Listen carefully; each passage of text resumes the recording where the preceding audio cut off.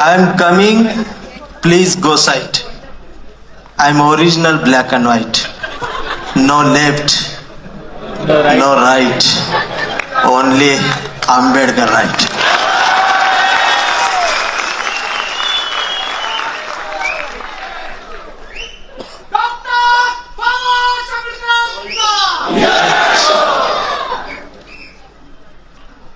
तुम्ही सगळे हवेत गेलाय. तुम्हाला जाग्यावर आणण्याचं काम मला करायचं.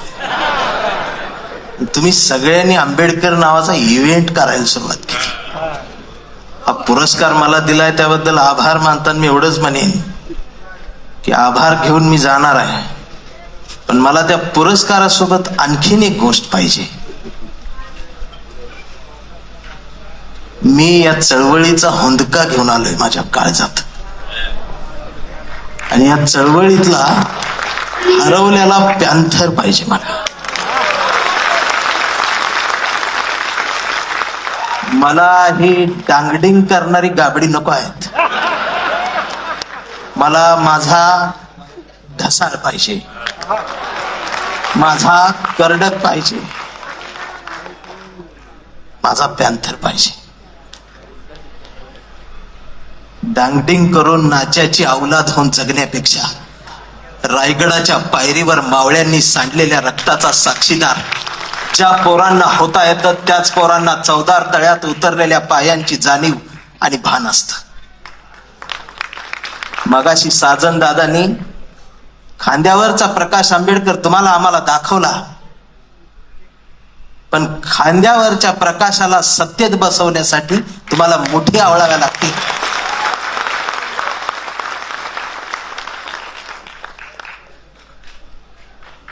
सगळ्यांचं मन भरून बोलून झाल्यावर थोडक्यात आवरा म्हणायची वेळ येते तेव्हा मला उभं करतात.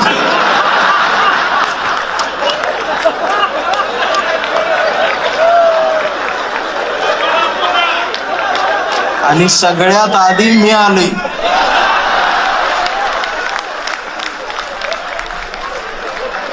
पहिल्यांदा गाडी माझ्या आत गेल्या म्हणजे तुम्ही सगळी गेल्यावर मला जायला लागलं. माफ करा, मी पण खरं बोलतो, आणि त्याला हल्ली लोक मारतात. येते थांबाय जा.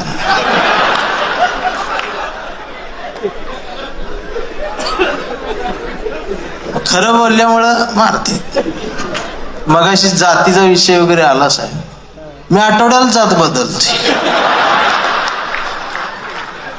वर्षातनं 4 वेळा धर्म असतो. हल्ली चौकात गेलं तरी भीती वाटते. कोण म्हणते मी हिंदू, कोण मुसलमान. पहिली 2च होती तेव्हा बरं होत. आता त्यात अजून उपवर्गीकरण झाले. कोण म्हणते मी चांबार, मी ढोर, मी हा, मी मराठा, मी वंजारी, मी धनगर, मी हा, मी त्या, आणि एक मधीच आवाज मोठा येते मी मांग म्हणते. मग सगळे शांत झाले की मी मध्ये जातोय, मी म्हणतोय मी भारतीय. लगेच मला मारते. ते म्हणते ही नवीन काय आलं भारतीय, तर मी म्हणतोय कडून मी जुना आहे, तुम्ही नवीन आहे. मग ते अजून मारते. आता कडून ही काही शिबी नाही. हे महाराष्ट्रातलं प्रसिद्ध आडनाव आहे. कुठं आहे ते बच्चू, कुठं गेलं.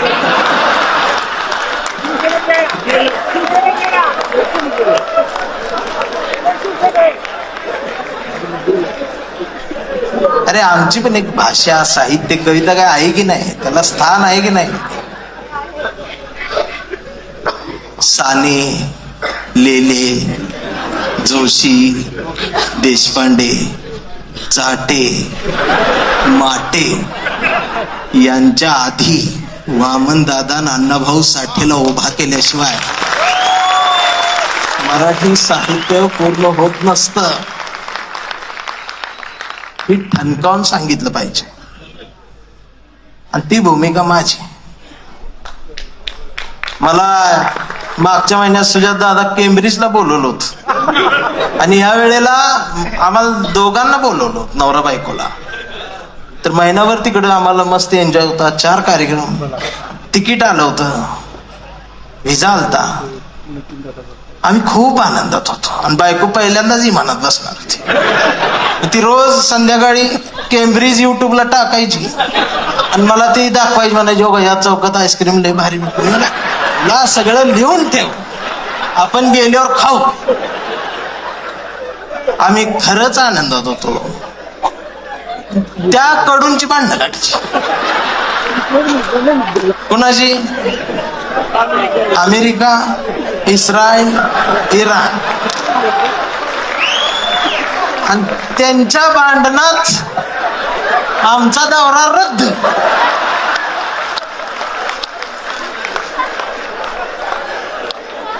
विमान सोडत नाही. खायला म्हणलं म्हणजे जागतिक भांडणात सुद्धा नुकसान माझं. आणि तालुक्यातल्या आरपीआयच्या भांडणात मी नुकसान माझं. सगळीकडे नुकसान माझं. बर भांडणं त्यांची आणि दंगा इकडं. इथं 3 गट बिनकामाचं. ते एक तर म्हणते ती व्हॉट्सअप फेसबुकला आज इराण मारणार, अमेरिका बॉम्ब टाकणार, इस्रायल लय असं आहे, हे बघ आता ट्रम्प असा करणार, ह्या असं होणार, त्या असं येणार. 15 दिवस यांनी दंगा केला. जेव्हा याच्या घरातला गॅस संपला,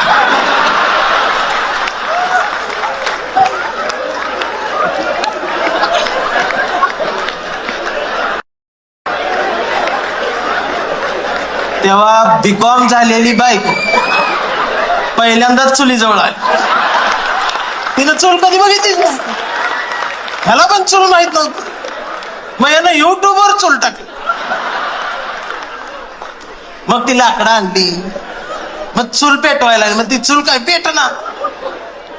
मग याला युट्यूबवर फुकणी सापडली.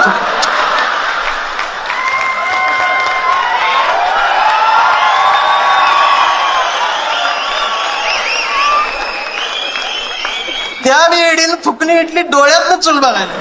ह्यो म्हटलं फुकायचंय. मग यानं नाकाला लावली तिनं, तोंडान फुकली. धूर गेला सगळा डोळ्यात. आणि तिनं फुकणी फेकून मारली याला. त्याचा गुडघा फुटला. मग लंगडत लंगडत ती सिलेंडर घेऊन चौकात आली. चौकात येऊन बघते तर 4 किलोमीटरची लाईन सिलेंडर घेऊन थांबली. सगळी लंगडतच आली. एप्रिल महिन्याचं ऊन, दिवसभर उन्हात तांबलं. फुटाफुटान पुढं सरत्यास करपून गेलो. संध्याकाळी 6 वाजता त्याचा नंबर आला आणि काउंटरवरची मुलगी म्हटली DSC नंबर आला असेल तर या, 45 दिवसानंतर बुकिंग होईल, त्याच्यानंतर 15 दिवसानं गॅस मिळेल. त्याचं डोळं पांढरं झालं.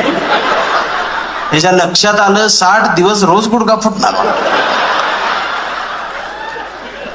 आणि मग असं संध्याकाळचा जरा गारवा आला आणि त्यानं डोळं झाकलं. अंतःकरणापासून म्हणाला जगाला युद्धाची नाही, युद्धाची.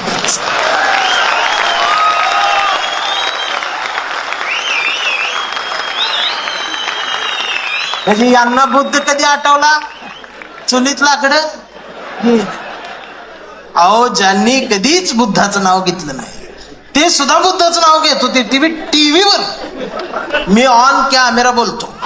महाराष्ट्राचे उपमुख्यमंत्री एकनाथ शिंदे साहेब पत्रकार परिषद घेत होते, तेव्हा म्हणले जगाला युद्धाची गरज नाही असं ती म्हणायला. बायकून मला बोलवून घेतलं. म्हणले हो बाई काय बोलते. मग मी डोकसं खाजवत म्हटलं ह्यांच्या बी घरातला गॅस संपला.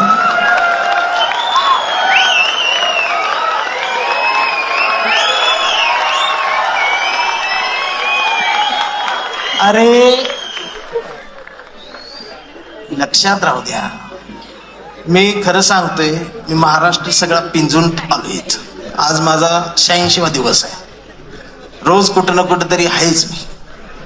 मी गौतम पाटील पेक्षा जास्त बुकिंग.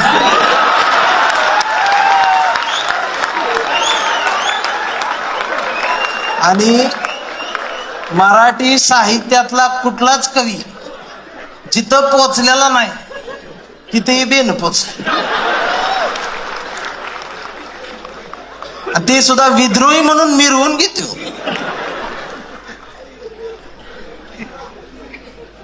मी खरं सांगतो, तुम्ही सगळे 20 मार्क असणार नागरिक शास्त्र शिकलेले आहेत. त्यामुळं आपल्याला जगायचा अधिकार. या पावसाळ्यात पूर आला तर मरूया सगळं.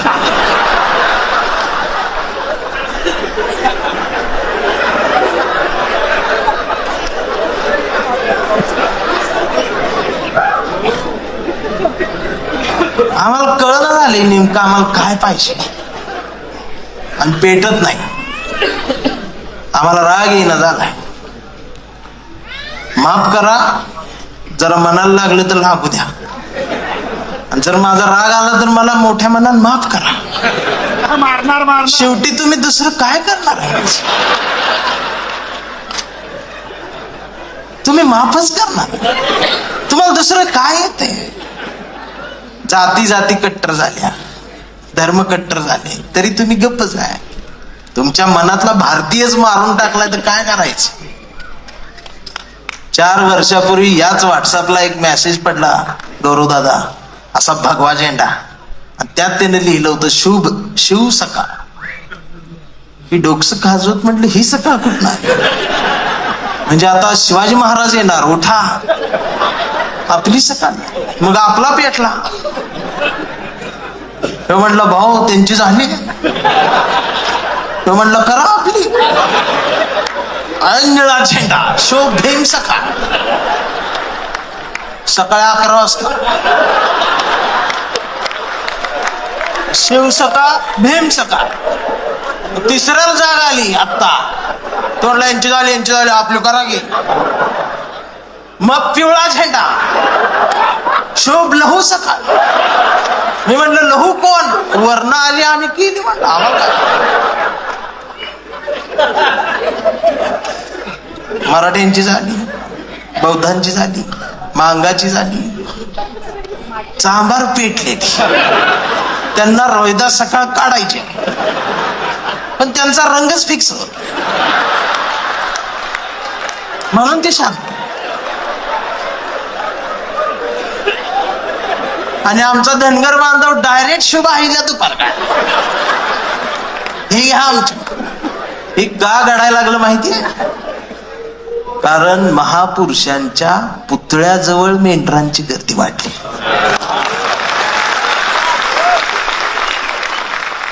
आणि पुतळ्याजवळ वाढलेली मेंढरांची गर्दी जोपर्यंत त्यांच्या विचारांजवळ येणार नाही तोपर्यंत या देशात आमच्या मोबाईलवर मेसेज येणार नाही, गुड मॉर्निंग ऑल इंडियन्स म्हणून. त्या गुड मॉर्निंग ऑल इंडियन्सची वाट बघत मी लिहितोय, मी बोलतोय, आणि खरं बोलल्यामुळे मारते. मी मार खाऊनच काळा पडले. मी आधी गोराच होतो.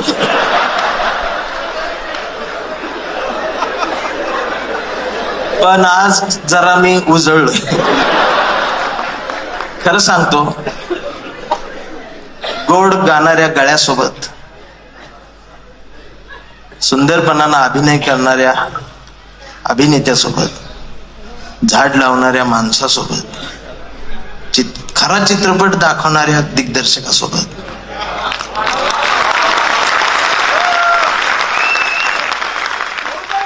साहेबांच्या निष्ठावंत कार्यकर्त्यासोबत, या जगातल्या पवित्र हातातून पहिल्यांदा कॅमेऱ्याने टिपलेल्या चित्रासोबत,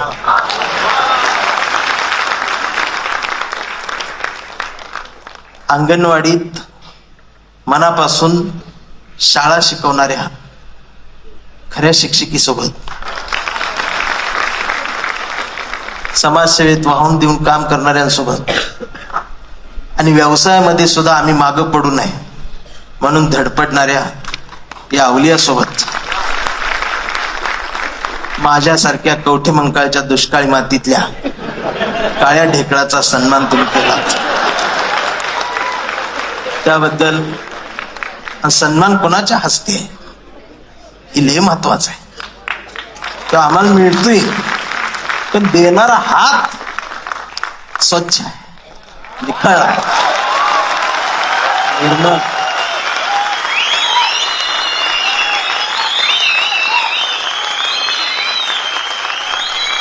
सुजात दादांचा फोन आल्यापासून आला त्या दिवशी,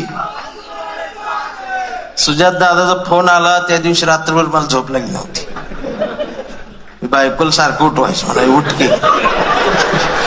ते म्हणायचं काय झालंय, म्हणलं दादाच फोन आलाय. ते म्हणली सांगितले की एकदा. अगं म्हणलं ते रगात कुठला आहे बघ ना, म्हणलं झोप लागल कशी.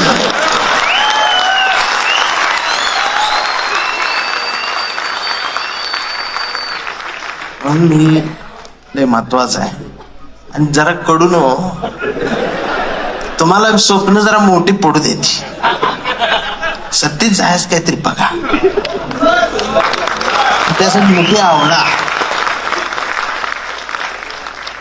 सुजात दादा, मला तर कधी कधी वाटतं की टीव्हीला पेपरात देऊ दिन बातमी, 80,000 कोटींचा घोटाळा, कांबळे गायकवाड अटक. आम्हाला आनंद होता.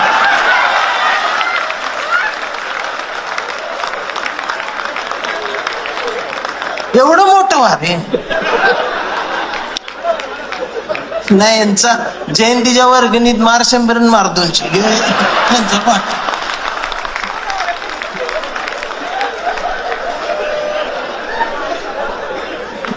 असं बोललो मला. म्हणून एक लक्षात ठेवा, मनगटा शिवाजी घट. आता शिवाजी म्हटल्यावर परत त्रास. छत्रपती म्हणा, यांना इतिहासच माहित नाही. इतिहास मला माहित आहे का. आपली मावळी लई डेंजर होती. हे अफजल खान आलता ना, तेव्हा मावळी डोंगरात जाऊन चिडवायचे, ए शिवाजी आला, शिवाजी आला. मग ती अफजल खानचं सैन्य असं येडेगत करायचं, पिसाळायचं, आणि ती चिडायची. आता जी शिवाजी म्हटली चिडत्यात ना,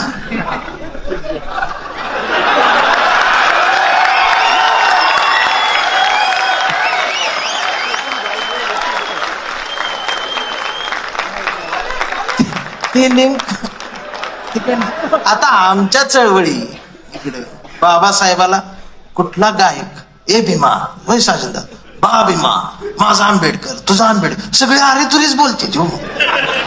पण आमच्या जातीनं कधीच कुणावर हल्ला केला नाही, कधीच कुणावर टीका केली नाही. महापुरुषांना एकेरी बोललं तर अपमान होत नसतो, त्यापेक्षा तो जास्त जवळचा होत असतो. एवढं शहाणपण आमच्या जातीला आलेला आहे. आणि त्याचा पुरावा सांगू, आज आमची कॉलर टाईट आहे. का माहितीये, आम्ही फुले शाहू आंबेडकर चळवळीत आहे, त्याचं कॉलर टाईट आहे आमची, कारण आमच्या बायका सेफ आहेत.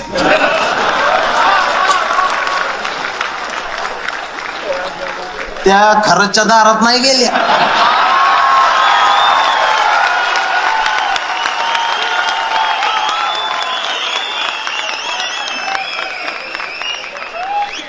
ज्यांनी ज्यांनी फुले शाहू आंबेडकरांचं बोट सोडलं, त्यांचं बोट खरातनं तोडलं. ही बोट गौरव दादांनी मी लावली तिथ काय तर काय.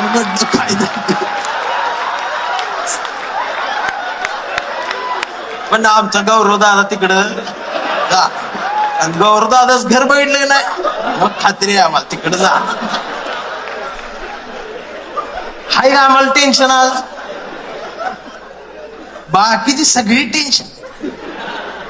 कधी आमचा व्हिडिओ येते काय व्हिडिओ, आम्ही निवांत आहे. खराच्या दारात जाऊन भविष्याचा हात दाखवून आयुष्याची वरात काढून घेण्यापेक्षा फुले शाहू आंबेडकरांच्या परातीत समतेची आणि क्रांतीची भाकरी जोरदारपणाने भाजून आपण आयुष्य जोमात जगता येतं. हा शहाणपणाचा सांगावा बाबासाहेबांना आम्हाला दिलेला आहे. आम्हाला आरक्षण घेऊन असं होती, ते आरक्षण घेऊन तसं होती म्हणून चिडवणाऱ्यांना माझा एक प्रश्न आहे. ठीक आहे बाबा, तू 95% पाडून तहसीलदार कलेक्टर झाला असतील, 95% मार्क मिळवून सुद्धा तू ओसनो जेल प्यायला गेलास.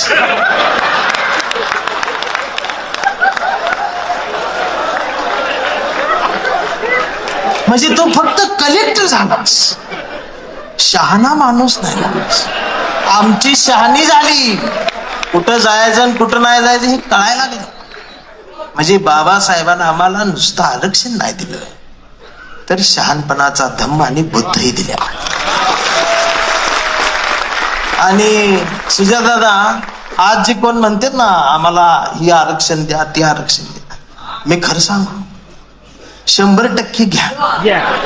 आम्ही सगळं सोडतो बरं का, रागू नका, माझ्या पुढचं आहे का, आम्ही सगळं देतो. 100% जरी आरक्षण एकाचा जातीला दिलं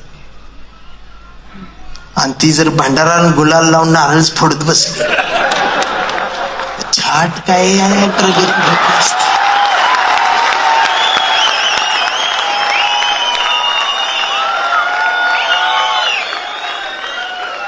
आरक्षणानं मोठं होत नाही बाबा, त्याला अभ्यास बी करावा लागतो.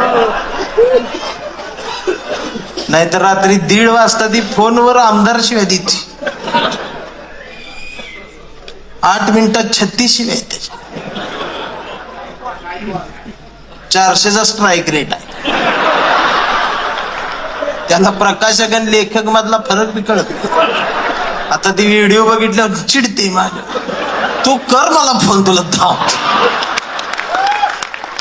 काय चाललंय, तुम्ही जाग पाहिजे.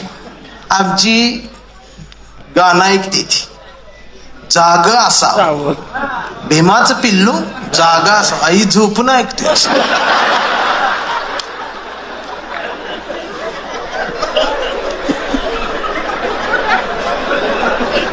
अरे 4 वर्षापूर्वी या देशात संविधानाला आग लावली होती, संविधान पेटवलं कडून. का एवढं धाडस का? चेक केलं, जागे आहेत का झोपल्यात, लक्षात आलं झोपल्यात. आणि मीडियावर बातमी येते एका माथे फिरून संविधानाला आग लावली. नंतर इथं राजगृहावर हल्ला, पुस्तकांच्या घरावर हल्ला. ते सोनं आहे. चेक केलं, जागेत का झोपलेत, लक्षात आलं झोपलेत. त्यांची बातमी येते 2 माथे फिरून हल्ला केला. परभणीत बाबासाहेबाच्या पुतळ्याची विटंबना. आणि संसदेत गृहमंत्री म्हणतो एवढा आंबेडकर आंबेडकर काय करता. ही बोलायचं धाडस होते यांचं. झोपा काढताय काय? ही बुरटी दुसरी नापास झालेली मीडियावर म्हणतात संविधान काय बाबासाहेबांनी लिहिलं नाही. झोपा काढताय तुम्ही. काय सोशल मीडियावर पक्ष काढणार हो झरळानो. आणि 2 व्हीलरवर जय भीम निळ्या अक्षरात चौकात भेटते, तोंडात मावा. त्याला जय भीम नाही केला तर मागणं होते गद्दा. ते अशोक चक्र काढलं त्यानं. त्याला विचार म्हणले हे काय अशोक चक्र आहे म्हणलं, किती कांडे आहेत. मग मोजायला लागला, माहितच नाही. आता अनेकांना माहित नाही, गेलो मोजणार आहेत पार. हा, आणि मग संध्याकाळी कळतं 2 हप्ते राहिल्यात गाडीच. जाग पाहिजे आणि तो पॅन्थर मला पाहिजे.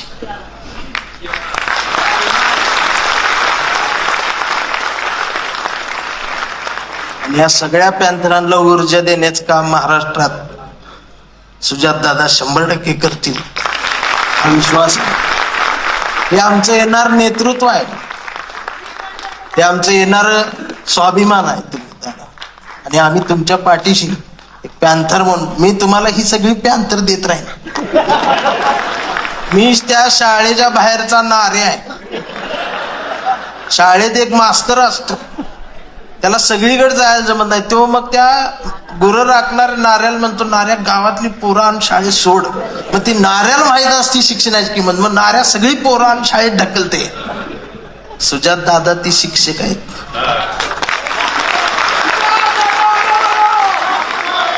आणि मी तो नाऱ्या व्हायला मला आवडेल. मी सगळी ही चळवळ आणून इथं ढकलत जाईल. ती गरज आहे, हे माझं कर्तव्य. एक भूमिका घेऊन लिहित असताना माझ्या लक्षात येतं, आणि मग मोठं व्हा ना, श्रीमंत बी व्हा. म्हणून मनगटात शिवाजी घट्ट आणि मेंदूत आंबेडकर फिट्ट बसवला. मनगटात शिवाजी घट्ट आणि मेंदूत आंबेडकर फिट्ट बसवला की खिशात गांधी आपोआप येतो. ही जगण्याचं सरळ साधं सूत्र आहे. हे तुम्हाला कळलं,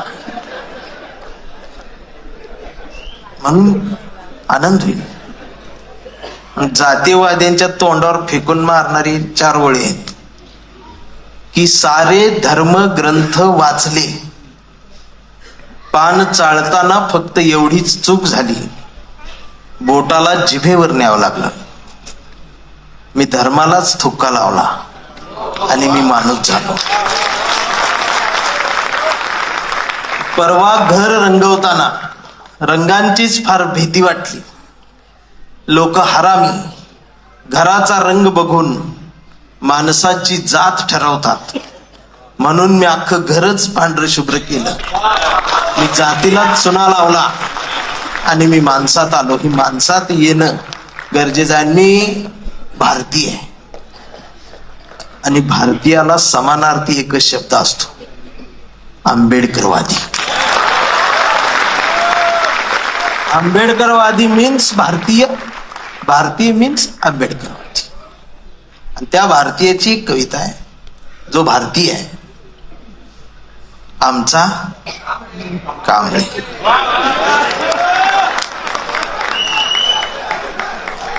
चळवळीतल्या कार्यकर्त्याच्या जीवनाची ही कथा, व्यथा, वेदना असणारी कविता आहे. ती माझ्या चळवळीतल्या कार्यकर्त्याची कविता असल्यामुळं ती ब्रँड आहे. मी फाटका आहे. सन्मान माझा नाही झाला तर चालेल, कवितेचा सन्मान ब्रँड होऊनच करायचा. ब्रँड होऊन कविता ऐकायला येत नसेल तर मरा, तुमचा जगून तरी काय.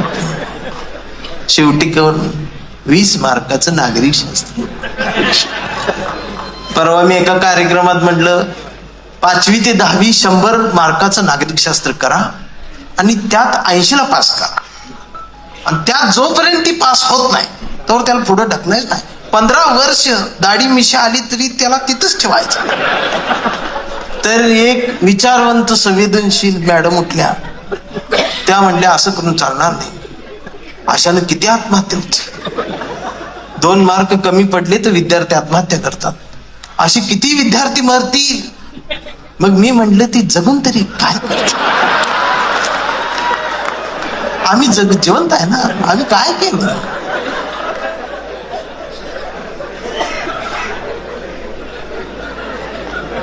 माकडं वाढली की हंडगी साथी. मोठी आवळा रे.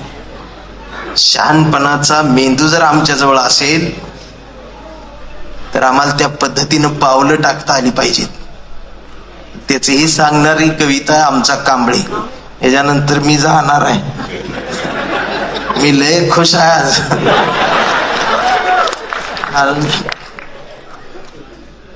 दादाला टच करायला मिळाला. आम्ही काय बाबासाहेबाला बघू शकलो नाही, पण आम्ही इथं मला घेतलंय बोलून. आणि मला मी काय फाईल बिल पाठवली नाही बरं का कोणाला. अचानक फोन आलाय. असा फोन येऊन पुरस्कार दिलेला जो असतो ना, तो खरा पुरस्कार असतो. राव दिले वेळ होती मी विंगेतली मला तुडवते.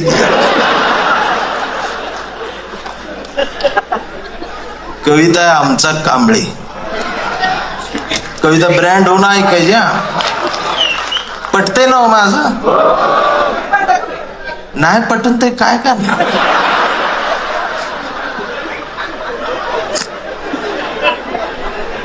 की आमचा कांबळे लय हुशार. आमचा कांबळे लय हुशार. हे कधीच नाही रडला, नुसताच कणला.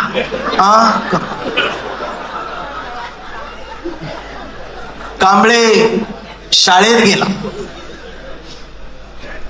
कांबळे शाळेत गेला. मास्तरनं फळ्यावर सरस्वती काढली. आता ह्यो चळवळीतला. कांबळे शाळेत गेला. मास्तरनं फळ्यावर सरस्वती काढली, पण कांबळेनं पाठीवर सावित्री काढली. म्हणून चिडून मास्तरनं कांबळेला असा तुडवला, असा तुडवला, असा तुडवला. पण कांबळे बी हुशार, नाही रडला, नुसताच कणला.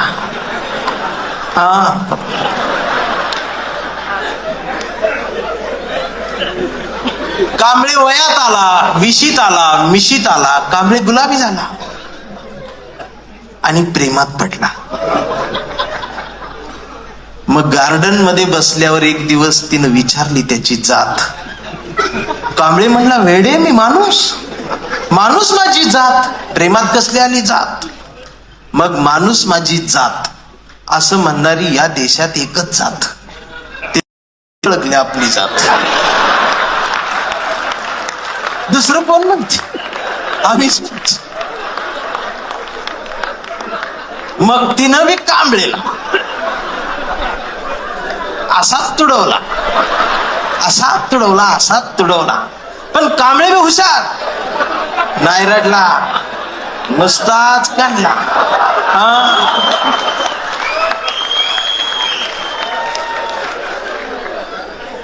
कांबळेचं लग्न ठरलं. घरचे म्हणाले मुहूर्त पहा.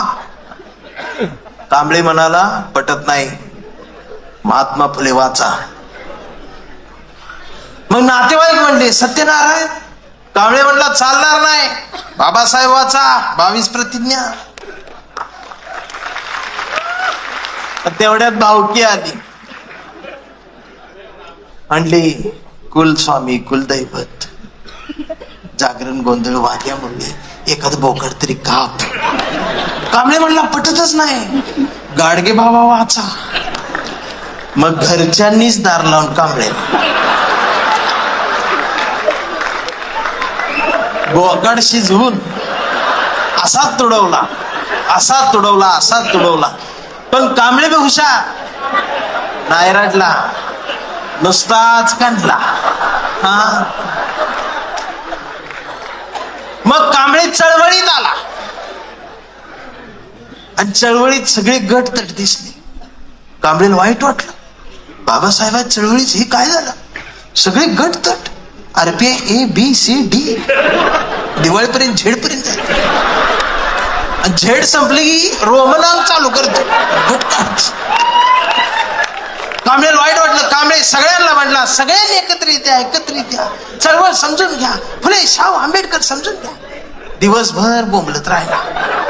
मग संध्याकाळी सगळे एकत्रित आले आणि एकत्रित येऊन आपल्याच लोकांनी आपल्याच कांबळेला असा तुडवला, असा तुडव. मग याला कळलं तुडवायला एकत्रित आले. पण कांबळे नाही रडला, नुसताच काढला. मग कांबळे जयंती महोत्सव समितीचा अध्यक्ष झाला. विहारात मीटिंग बसली. पोरं म्हणली डीजे. कांबळे म्हटला प्रबोधन. मग डीजे लावून पोरांनी कांबळेला असा तुडवला, असा तुडवला. पण कांबळे बी हुशार, नाही रडला, नुसताच काढला. शेवटी कांबळे थकला, वय झालं आणि आता कांबळेचा मुलगा मोठा झालाय. मग त्याचं रील स्टारवर असतं, इंस्टाग्राम, त्याच्यावर ते एक नवीनच जमात आली. 70% डोळे बारीक करा, स्वामी दिसले का बघा.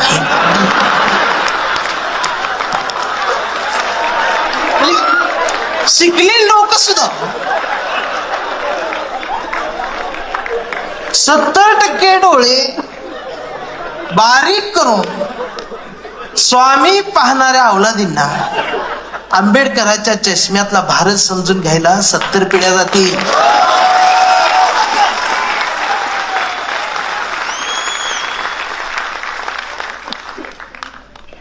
आता हे व्हायरल झाल्यावर खाली शिव्या द्यायची. टीव्ही 70% डोळे बारीक करते शिव्या. आता असं बोलल्यावर कसं शिव्या दिल? आता अवघड झालं. ते तसलंच ती पोरग असं इंस्टाग्रामवर बघत डोळे बारीक करत बस. त्याला काहीतरी चळवळीतलं दिसलं आणि कांबळेच्या मुलानं परवा कांबळेला विचारलं, डॅडा, फुले शाहू आंबेडकर कोण डॅडा? हे संविधान काय भानगड डॅडा? आणि शिवाजी महाराज खरंच जन्माला आले होते डॅडा? आता मात्र कांबळे पेटला.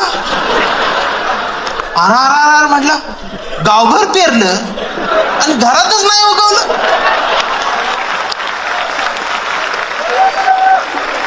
मग त्यानं दार लावून पोरालाच असा तुडवला. पण चिरंजीव कांबळे हुशार, तो बी नाही रडला, नुसताच काढला. हा, आणि आता कांबळे वेडा झालाय. सिस्टमनं त्याला वेड ठरवलंय, व्यवस्थेनं वेड ठरवलंय. कांबळे वेड्यासारखं सर्व धर्म समभाव म्हणत असतो. कांबळे वेड्यासारखं मानवतेच्या घोषणा देत असतो. कांबळे वेड्यासारखं शिवराय ते भीमराय सांगत असतो. पण कांबळेच्या हातात कुठल्या एका रंगाची चिंधी नाही. कांबळेच्या हातात या देशाचा तिरंगा आणि मांडीवर संविधान उघडं करून ठेवलंय त्याला. आणि डॉक्टर सुद्धा कांबळेला शॉक देऊन तुडवत आहे. पण कांबळे नाही रडत, तो नुसताच कंचे. कसा